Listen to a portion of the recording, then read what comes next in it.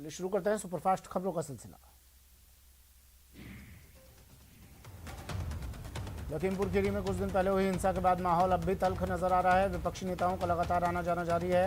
तनाव बढ़ने के साथ ही लखीमपुर में एक बार फिर अगले आदेश तक इंटरनेट सेवाएं रोक दी गई हैं।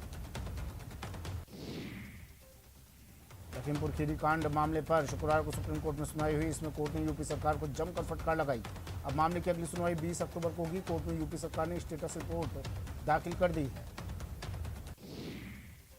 लखीमपुर खीरी हिंसा मामले में केंद्रीय गृह राज्य मंत्री अजय मिश्र टेनी के पुत्र आशीष मिश्र तय समय पर जांच एजेंसियों के समक्ष पेश नहीं हुए। अजय कुमार मिश्रा के आवास के बाहर एक और नोटिस चस्पाकर उनके बेटे आशीष मिश्रा को आज सुबह 11 बजे पेश होने के लिए कहा गया। लखीमपुर हिंसा के मामले में कांग्रेस महासचिव प्रियंका गांधी वाड्रा ने कहा कि पूरे मामले पर सरकार को जिम्मेदारी लेनी चाहिए। उन्होंने कहा कि पीड़ितों को सरकार का पैसा नहीं बल्कि न्याय चाहिए। लखीमपुर में मारे गए पत्रकार के घर पर कांग्रेस नेता नवजोत सिंह सिद्धू मौन अनशन पर बैठ गए। सिद्धू ने कहा कि जब तक मंत्री के बेटे गिरफ्तार नहीं हो जाते अनशन से नहीं हटेंगे। शुक्रवार को शिरोमणि अकाली दल का 5 सदस्यीय प्रतिनिधिमंडल लखीमपुर खीरी पहुंचा है। अकाली प्रतिनिधिमंडल ने कहा कि लखीमपुर हिंसा के आरोपियों की जल्द गिरफ्तारी की मांग की है। सुप्रीम कोर्ट ने कहा है कि भ्रष्टाचार के हर मामले में प्रारंभिक जांच करने के लिए न्यायिक निर्देश की जरूरत नहीं है। सुप्रीम कोर्ट ने इस मामले में फैसला देते हुए कहा कि सीबीआई भ्रष्टाचार मामले में विश्वसनीय जानकारी मिलने पर सीधे मुकदमे दर्ज कर सकती है। अफगानिस्तान के कुदुंज में जुम्मे की नमाज के दौरान जोरदार धमाका हुआ। इसमें 100 से ज़्यादा लोगों की मौत हो गई और 107 घायल है। ये धमाका हजारा शिया मस्जिद को निशाना बनाकर किया गया। श्रीनगर की सड़कों पर आतंकी हमले में मारी गई एक शिक्षिका की अंतिम यात्रा निकली। इस अंतिम यात्रा में शामिल लोगों ने पाकिस्तान और आतंकी संगठन टीआरएफ के खिलाफ जमकर नारे लगाए। केंद्रीय गृह मंत्री अमित शाह ने जम्मू कश्मीर के उपराज्यपाल मनोज सिन्हा को दिल्ली बुलाया। माना जा रहा है कि गृह मंत्री और राज्यपाल की इस बैठक में आतंकियों के खिलाफ कठोर एक्शन पर बातचीत हो सकती है। G20 देशों की संसदों के अध्यक्षों के शिखर सम्मेलन में हिस्सा लेने इटली पहुंचे हैं। लोकसभा अध्यक्ष ओम बिरला ने क्लाइमेट चेंज और ग्लोबल वार्मिंग पर पूरी दुनिया का ध्यान आकर्षित किया। बिरला ने आर्थिक विकास के साथ पर्यावरण संरक्षण की अहमियत बताई। राजस्थान विधानसभा उपचुनाव में नामांकन के आखिरी दिन कांग्रेस बीजेपी में दाखिले की दौड़ देखने को मिली। वल्लभनगर में हिम्मत झाला ने बीजेपी की ओर से पर्चा दाखिल किया है, जबकि धरियावत से खेत सिंह मीणा ने नामांकन किया। उधर कांग्रेस की ओर से वल्लभनगर से प्रीति शक्तावत और धरियावत से नगराज मीणा ने नॉमिनेशन किया। नॉमिनेशन के आखिरी दिन कांग्रेस का शक्ति प्रदर्शन देखने को मिला। धरियावत और वल्लभनगर में सीएम गहलोत ने जनसभा को संबोधित किया। इस दौरान उन्होंने जनता से विकास के लिए वोट करने की अपील की। नॉमिनेशन के बाद बीजेपी की ओर से भी जनसभाएं आयोजित की गई। वल्लभनगर और धरियावत में सतीश पूनिया ने हुंकार भरी। उन्होंने गहलोत सरकार पर वार किया और दोनों सीट पर जीत का दावा किया। वल्लभनगर के दंगल में बीजेपी के प्रबल दावेदार माने जा रहे उदयलाल डांगी का टिकट कटने के बाद उन्होंने आरएलपी का दामन थामा और बेनीवाल की मौजूदगी में ही आरएलपी से नामांकन भर दिया। कांग्रेस गुजरात प्रभारी और राजस्थान के चिकित्सा मंत्री रघु शर्मा आज दोपहर बाद अहमदाबाद जाएंगे और कांग्रेस पदाधिकारियों के साथ बैठक करेंगे। बता दें कि प्रभारी के तौर पर रघु शर्मा का यह पहला गुजरात दौरा होगा। टाटा ग्रुप को एयर इंडिया की कमान मिली है। कंपनी ने सबसे बड़ी बोली लगाई। निवेश और सार्वजनिक परिसंपत्ति प्रबंधन विभाग के सचिव तुहिन कांत पांडे ने कहा कि मंत्रियों की समिति ने एयर इंडिया के लिए विजेता बोली को मंजूरी दी। टाटा सन्स ने एयर इंडिया के लिए 18,000 करोड़ रुपए की विजेता बोली दी। एयर इंडिया की घर वापसी होने के बाद रतन टाटा ने खुशी जाहिर की और ट्वीट कर लिखा कि एक बार फिर टाटा ग्रुप में एयर इंडिया का स्वागत है। ब्रिटेन से आने वाले ब्रिटिश नागरिकों के लिए स्वास्थ्य मंत्रालय नए दिशा निर्देश जारी करने जा रहा है, क्योंकि ब्रिटेन ने कोविशील्ड से वैक्सीनेटेड लोगों के लिए अनिवार्य परीक्षण और क्वारंटाइन मानदंडों को रोकने का आदेश दिया है। टोक्यो ओलंपिक में गोल्ड मेडल जीतने वाले नीरज चोपड़ा के भाले की नीलामी में सबसे ज़्यादा बोली 1.5 करोड़ रुपए लगी है। वहीं भवानी देवी की ऑटोग्राफ की गई फेंसिंग की तलवार भी 1.25 करोड़ में नीलाम। यूपी के गाजियाबाद में हिंडन एयरबेस पर 89वां एयरफोर्स डे मनाया जा रहा है। साथ ही वायुसेना देश आज़ादी की 75वीं सालगिरह भी मना रही है। वायुसेना के वीरों ने आकाश में अपना पराक्रम दिखाया। रफाल, मिग और अपाचे ने शक्ति प्रदर्शन किया। शारदीय नवरात्र का आज तीसरा दिन है। शारदीय नवरात्र के तीसरे दिन माँ चंद्रघंटा के स्वरूप की पूजा की जाती है। इस दिन माँ की विधि विधान से पूजा की जाती है। आईपीएल का आखिरी पड़ाव अब शुरू हो गया है। 3 लीग मैचों की समाप्ति के साथ ही प्लेऑफ की जंग शुरू होगी। मुंबई इंडियंस शुक्रवार को प्लेऑफ की रेस से बाहर हो गई और इसी के साथ कोलकाता नाइट राइडर्स की जगह पक्की हो गई। आईपीएल में प्लेऑफ की 4 टीमें तय हो चुकी है। Delhi Capitals, Chennai super Kings, royal Challengers Bengaluru और कोलकाता नाइट राइडर्स की टीम प्लेऑफ में पहुंच चुकी है। पहले नंबर पर दिल्ली कैपिटल्स काबिज है। हनी ट्रैप के मामले में पुलिस ने कार्रवाई करते हुए एक महिला को गिरफ्तार किया। महिला पर बैंक अधिकारी को दुष्कर्म के मामले में फंसाने की धमकी देकर पैसे लेने का आरोप है। सर्किट बेंच कोटा ने इलाज के दौरान मरीज की मौत होने पर 2 डॉक्टर की लापरवाही मानते हुए परिवादी को 20 लाख रुपए की क्षतिपूर्ति दिए जाने का फैसला सुनाया। अलवर जिले के बहरोड उपकारागृह में प्रशासन के द्वारा अचानक से चेकिंग अभियान चलाकर सघन जांच की गई। जेल में चेकिंग के दौरान कैदियों के पास से 2 मोबाइल सिम मिलने के बाद जेल में हड़कंप मच गया। करौली में सेना का जवान बनकर ठग ने डेयरी व्यापारी के खाते से लगभग 18,000 रुपये ऑनलाइन ट्रांसफर कर लिए। पीड़ित ने पुलिस में शिकायत दर्ज करवाई है। सट्टेबाजी के खिलाफ उदयपुर पुलिस ने 2 बड़ी कार्रवाई की और आईपीएल मैचों पर सट्टा लगाते 2 सट्टेबाजों को गिरफ्तार किया। साथ ही 40,000 कैश और लाखों का हिसाब किताब भी पकड़ा है। करौली में फायरिंग और मारपीट के मामले में पुलिस ने एक और आरोपी को गिरफ्तार कर लिया है। वहीं मुख्य आरोपी सहित अन्य की तलाश कर रही है। सीकर में हर दिन पुलिस बदमाशों से अवैध हथियार बरामद कर रही है। पुलिस ने बुधवार को 2 अलग-अलग कार्रवाई की और 2 जगह से अवैध हथियार बरामद किए। अलवर में काशीराम चौराहे पर एक व्यक्ति का शव मिलने से क्षेत्र में सनसनी फैल गई। वहीं पुलिस मौके पर पहुंचकर शव की शिनाख्त में जुटी हुई है।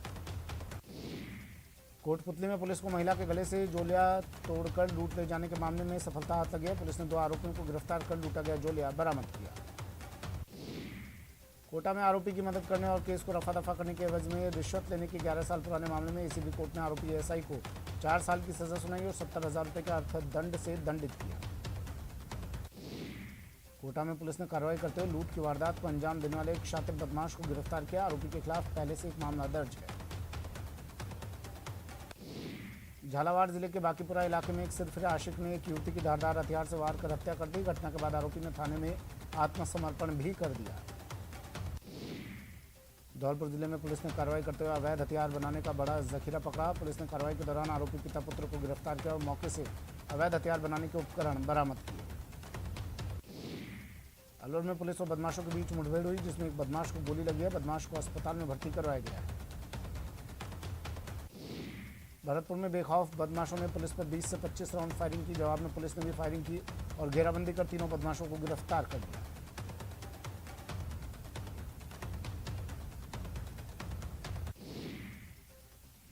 राजसमंद में शातिर चोरों ने चोरी कर पुलिस को चकमा देकर फरार हो गए। हालांकि पुलिस ने कुछ दूर तक पीछा किया, लेकिन चोर भागने में कामयाब रहे।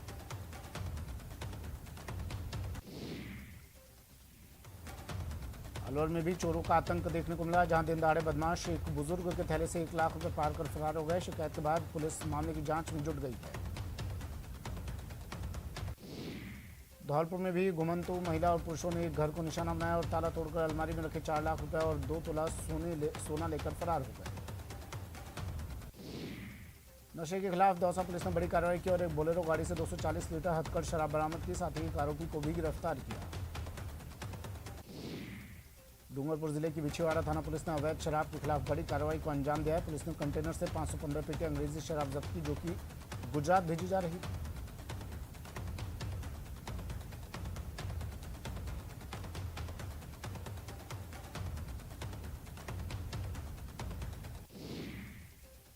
कोटा में पढ़ाई के तनाव के चलते कोटा के ग्रामीण इलाके में एक 18 वर्षीय स्कूली छात्र ने विषाक्त का सेवन कर सुसाइड का प्रयास किया, लेकिन समय रहते छात्र को पास कर अस्पताल ले जाया गया। पुलिस मामले की जांच में जुटी है।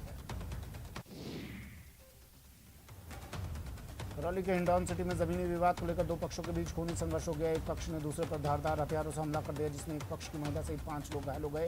वहीं दूसरे पक्ष के भी 2 लोग घायल हुए हैं।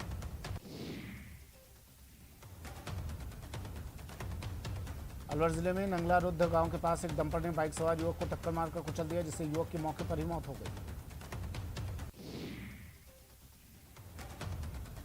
पाली जिले में ट्रेन की चपेट में आने से एक युवक की मौत हो गई। लोगों ने पुलिस को सूचना दी। पुलिस मौके पर पहुंची और शव का पोस्टमार्टम कराया।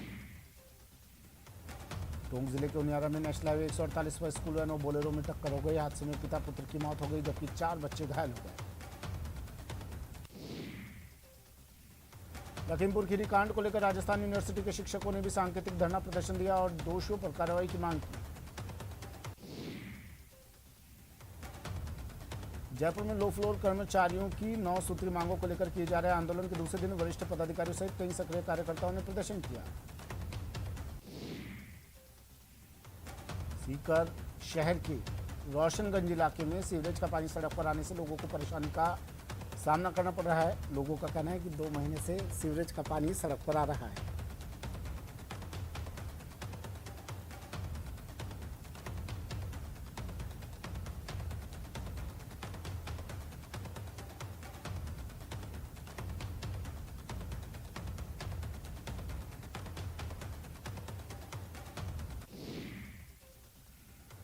बूंदी जिले के नैनवा क्षेत्र में हो रही बिजली की अघोषित कटौती के विरोध में मानपुरा ग्रेड पर लोगों का गुस्सा फूटा। ग्रामीणों ने किसान महापंचायत के आह्वान पर ग्रेड पर धरना देकर प्रदर्शन किया। बीकानेर में कांग्रेस अध्यक्ष मेघ सिंह पर हमले के विरोध में सर्व समाज के लोगों ने नोखा थाने का घेराव कर आरोपियों की गिरफ्तारी की मांग को लेकर प्रदर्शन किया। सीकर नगर परिषद के भाजपा पार्षदों ने प्रशासन शहरों के संग अभियान में अनियमितता का आरोप लगाते हुए अनिश्चितकालीन धरना शुरू कर दिया है। डूंगरपुर जिले के पंडित दीनदयाल उपाध्याय स्मृति मंच ने विरोध प्रदर्शन किया। स्मृति मंच ने कलेक्ट्रेट पहुंचकर नवरात्रि में गरबा मंडलों को गरबा खेलने की अनुमति दिए जाने की मांग को लेकर प्रदर्शन किया। दौसा जिले में खाद के लिए किसानों में हाहाकार मच गया। लालसोट में खाद देने के लिए किसानों की लंबी लाइन दिखी। हालांकि कई घंटों तक लाइन में लगे होने के बाद भी किसानों को खाद नहीं मिली। बांसवाड़ा में बढ़ती आपराधिक घटनाओं को लेकर बीजेपी ने प्रदर्शन किया और सीएम अशोक गहलोत के खिलाफ नारेबाजी की। इस दौरान हजारों की भीड़ ने कोविड प्रोटोकॉल के नियम की धज्जियां उड़ाई।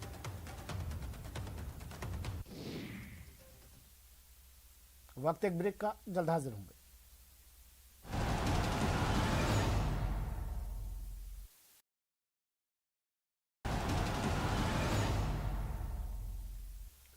ब्रेक के बाद स्वागत है आपका और चलिए फिर से शुरू करते हैं सुपरफास्ट खबरों का सिलसिला। प्रदेश में नकलबाजों और पेपर लीक करने वालों के खिलाफ इस समय मेहनतकश अभ्यर्थियों में आक्रोश है। अभ्यर्थी इस तरह के लोगों के खिलाफ कड़ी सजाओं की मांग कर रहे हैं, लेकिन नकलबाज नए नए हाईटेक तरीके आजमाकर परीक्षाओं में नकल को अंजाम दे रहे हैं। राजसमंद जिले में 23 और 24 अक्टूबर को होने वाली पटवार सीधी भर्ती परीक्षा 2021 की प्रशासनिक तैयारी को अमली जामा पहनाया गया। कलेक्टर अरविंद ने आदेश जारी कर जिला स्तर पर परीक्षा नियंत्रण कक्ष की स्थापना कर कर्मचारियों की नियुक्तियां की। श्रीगंगानगर की रावला मंडी में उत्तर प्रदेश में हुई लखीमपुर खीरी घटना के विरोध में कैंडल मार्च निकाला गया और घटना में शहीद हुए लोगों को श्रद्धांजलि दी गई। सांभर झील के कुशल प्रबंधन के लिए समर्पित राज्य सरकार की ओर से सांभर झील प्रबंधन एजेंसी के गठन को मंजूरी दी गई। इस मंजूरी पर वन एवं पर्यावरण राज्य मंत्री सुखराम बिश्नोई ने मुख्यमंत्री का आभार व्यक्त करते हुए प्रसन्नता जताई। अभिनेत्री और राज्यसभा सांसद रूपा गांगुली शुक्रवार को एक दिवसीय दौरे पर जयपुर पहुंची। यहां गांगुली ने स्कूल के बच्चों से बात की, वहीं मीडिया से बात करते हुए बंगाल सरकार पर हमला बोला। प्रभारी मंत्री महेंद्र चौधरी का जोधपुर दौरे पर हैं। उन्होंने नगर निगम द्वारा आयोजित प्रशासन शहरों के संग शिविर का अवलोकन किया और लाभार्थियों को पट्टा वितरण किया। मेवाड़ क्षेत्र के महान योद्धाओं की वीरता और बलिदान के इतिहास को फिर से तलाशने और पुनर्जीवित करने के लिए रेजिमेंट वीरों के त्याग और बलिदान की धरती विषय के तहत मेवाड़ ट्रेल का आयोजन शुरू किया गया। प्रभारी मंत्री प्रसादी लाल मीणा सवाई माधोपुर जिले के दौरे पर रहे। उन्होंने बोली ब्लॉक में आयोजित प्रशासन गांवों के संग शिविर में शिरकत की। इस दौरान उन्होंने ग्रामीणों की समस्याएं सुनी और ग्रामीणों को पट्टे भी बांटे। भरतपुर में सार्वजनिक निर्माण विभाग पर बीजेपी कार्यकर्ताओं ने पहुंचकर ताला जड़ दिया। बीजेपी कार्यकर्ताओं की मांग है कि जिले में ज्यादातर सड़कें खराब हालत में पड़ी हुई हैं, जिनका निर्माण कार्य नहीं करवाया जा रहा है। भरतपुर जिला कलेक्ट्रेट सभागार में जिला परिषद में नए बोर्ड बनने के बाद पहली मीटिंग आयोजित हुई। बैठक में जिला प्रमुख जगत सिंह ने बैठक की अध्यक्षता की। पूर्व मंत्री सपोटरा विधायक रमेश मीणा ने करौली में मंडरायल उपखंड मुख्यालय पर करीब 2.5 करोड़ रुपए की लागत से बने पंचायत भवन का लोकार्पण किया। जयपुर में उर्दू भाषा समेत मदरसों और अल्प भाषाओं के संरक्षण के लिए दांडी सद्भावना यात्रा दूसरी बार करने के बाद भी प्रदेश में मदरसा शिक्षा और उर्दू शिक्षा को लेकर अभी तक कोई नतीजा सामने नहीं आया है। बीकानेर में गुरुवार को 67वें वन्य जीव सप्ताह का समापन किया गया। समापन अवसर पर वन्य जीवों के संरक्षण को लेकर आयोजित प्रतियोगिताओं में बेहतर प्रदर्शन करने वालों को पुरस्कृत किया गया। भारत की कम्युनिस्ट पार्टी मार्क्सवादी का राज्य सम्मेलन 30 अक्टूबर से सीकर में आयोजित होगा। सम्मेलन की तैयारियों को लेकर शुक्रवार को पार्टी की बैठक हुई। बांसवाड़ा में आटा चक्की में हाथ आने से एक व्यक्ति की उंगलियां कट गई। घायल को महात्मा गांधी अस्पताल में भर्ती कराया गया है। प्रतापगढ़ के दरियावद विधानसभा उपचुनाव के लिए बीजेपी प्रदेश अध्यक्ष सतीश पूनिया ने जनसभा की। यहां बीजेपी में बगावत के कारण सभा फीकी नजर आई। नोहर के राजकीय कन्या महाविद्यालय के भवन के निर्माण को लेकर गौरीशंकर बिहानी चैरिटेबल ट्रस्ट ने शुक्रवार को एमओयू साइन किया। राजसमंद कलेक्टर अरविंद पोसवाल ने कहा कि प्रशासन गांव के संग अभियान का ग्रामीण जन अधिक से अधिक सरकार की कल्याणकारी योजनाओं का लाभ लें। राजस्थान मानवाधिकार आयोग के अध्यक्ष गोपाल कृष्ण व्यास ने उम्मेद अस्पताल का औचक निरीक्षण किया। निरीक्षण के बाद वो यहां के कामकाज को लेकर संतुष्ट नजर आए।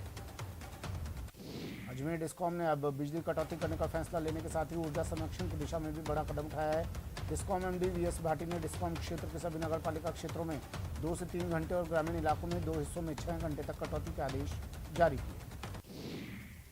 मरुधरा में कोरोना महामारी के केसेस कम हो चुके हैं, लेकिन दूसरी ओर मौसमी बीमारियों ने तेवर दिखाना शुरू कर दिए हैं।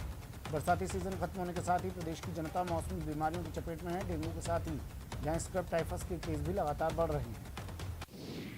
रेल यात्रियों की सुविधा को देखते हुए रेल प्रशासन ने 2 जोड़ी रेलगाड़ियों में 3 अतिरिक्त कोच लगाने का निर्णय लिया है। वरिष्ठ मंडल वाणिज्य प्रबंधक अजय कुमार पाल ने जानकारी दी।